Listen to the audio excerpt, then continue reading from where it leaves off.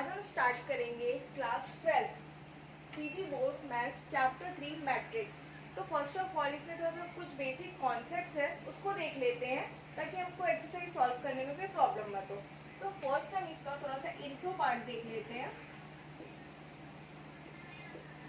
Matrix होता क्या है? मैट्रिक्स इसको बोलते हैं, matrix is an ordered rectangular array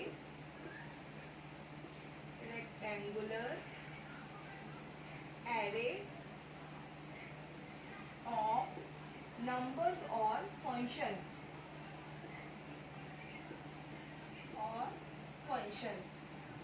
अब ये स्टेटमेंट को थोड़ा समझने की कोशिश करेंगे। Matrix is an order rectangular array of numbers और फंक्शन। तो सपोज एक एग्जांपल लेते हैं। मैट्रिक्स को हमेशा इस टाइप पे लिखेंगे। सपोज यहाँ पे है 1 2 3 4 5 6 7 8 9। यहाँ पे क्या लिखा हुआ है? Rectangular array. एरे का मीन्स क्या है? अरेंजमेंट। तो ये जो हम अरेंजमेंट करते हैं या तो यहाँ पे नंबर्स भी हो सकते हैं या तो यहाँ पे फंक्शंस भी हो सकते हैं। फंक्शन का मतलब क्या है? सपोज इसको हम लोग ऐसा भी लिख सकते हैं, sin x cos x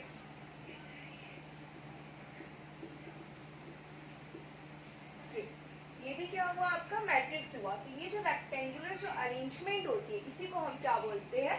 matrix. तो बोल सकते हो आप सिंपल डेफिनेशन में, matrix is an ordered rectangular array of numbers और फंक्शंस। इसके अंदर ये जो भी नंबर्स है और ये क्या है? हमारे फंक्शंस है। इनको ही हम क्या बोलते हैं? एलिमेंट्स बोलते हैं। क्या बोलते हैं? एलिमेंट्स। तो इसमें फर्स्ट जो कॉन्सेप्ट है रो एंड कॉलम। रो किसको बोलते हैं और कॉलम किसको बोलते हैं, ये बहुत ही ज्यादा इंपॉर्टेंट है इस चैप्टर में। तो फर्स्ट समझने की कोशिश करेंगे। ये जो हमारा हॉरिजॉन्टल एलिमेंट है, हॉरिजॉन्टल एलिमेंट्स को ही हम क्या बोलते हैं? रो बोलते हैं। ये आपका ये हॉरिजॉन्टल, इसको हम क्या बोलेंगे? रो बोलेंगे। तो फर्स्ट इसको समझाने के लिए मैं यहाँ पे लिख रही हूँ, ये क्या है हमारा R1, ये क्या है हमारा R2 और ये क्या है हमारा R3। मीन्स रो 1, ये आपका रो 2 एंड ये आपका रो 3। तो जो हॉरिजॉन्टल में जो भी एलिमेंट्स लिखे हुए रहते हैं उनको हम क्या बोलते हैं? रो बोलते हैं। अब बात करते हैं कॉलम्स। तो कॉलम्स किसको बोलते हैं? जो वर्टिकल एलिमेंट्स को हम क्या बोलते हैं? कॉलम। वर्टिकल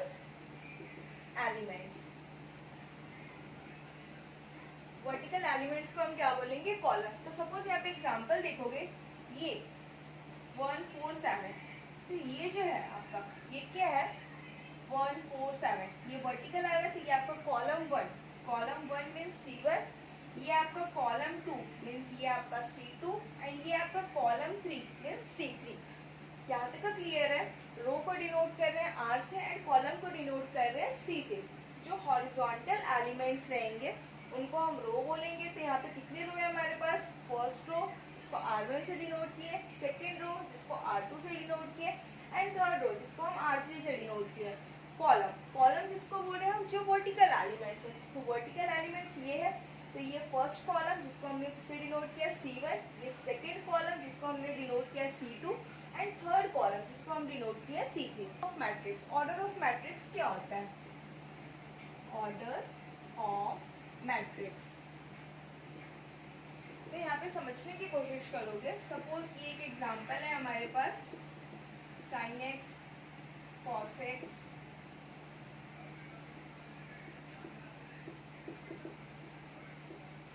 यहाँ तक तो क्लियर है? ऑर्डर ऑफ मैट्रिक्स होता क्या है और ऑर्डर ऑफ मैट्रिक्स को हमेशा कहाँ पे लिखते हैं? ये जो हमारा मैट्रिक्स है तो जस्ट उसके राइट हैंड साइड में हम ब्रैकेट में लिखते हैं। तो यहाँ पे देखो ऑर्डर ऑफ मैट्रिक्स में क्या आ जाएगा? Number of rose into number of columns. Again देखेंगे ऑर्डर ऑफ मैट्रिक्स किसके इक्वल होता है? Number of rose into number of columns. तो यहाँ पे देखेंगे आप नंबर ऑफ रोज कितने हैं? ये फर्स्ट रो, ये आपका सेकेंड रो। तो कितने रो है हमारे पास? 2 रो। तो यहाँ पे 2 लिखेंगे। कॉलम्स कितने हैं हमारे पास? ये हमारा फर्स्ट कॉलम एंड ये हमारा सेकेंड कॉलम। तो कितने कॉलम्स है हमारे पास? 2। तो 2 इंटू 2 क्या हो जाएगा? 4। तो काउंट करिए क्या इसके अंदर 4 एलिमेंट्स है? 1 2 3 4। यस।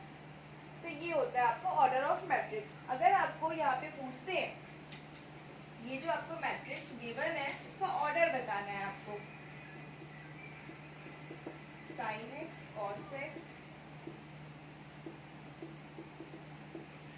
ये आपके पास मैट्रिक्स गिवन है, आपको इसका ऑर्डर बताना है। तो आप कैसे बताओगे? इसका क्या है? रो कितनी है? 2 है और कॉलम्स कितनी है? 2 है। मीन्स क्या हो जाएगा? इसको क्या रीड करोगे आप? 2/2 का मैट्रिक्स है। यहाँ तक क्लियर है?